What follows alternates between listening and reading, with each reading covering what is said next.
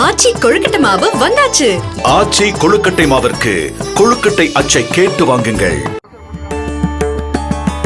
திருச்செந்தூர் சுப்பிரமணிய சுவாமி கோவில் மண்டல பூஜை நிறைவு விழாவிற்காக 15 லட்சம் ரூபாய் மதிப்பீட்டில் பூ மற்றும் பழங்களால் கோவிலை அலங்காரம் செய்யும் பணி நடைபெற்றது.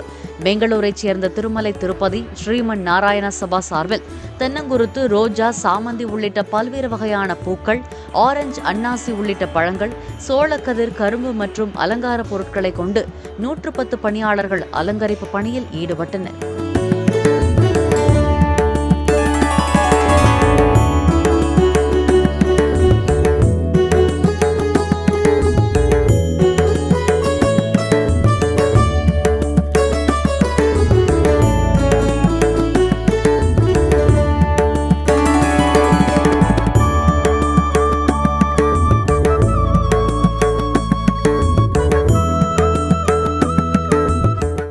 ஆச்சி கொழுக்கட்டை மாவு வந்தாச்சு.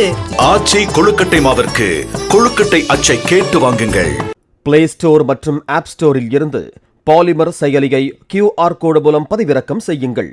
செய்திகளை உடனுக்குடன் பெறுங்கள்.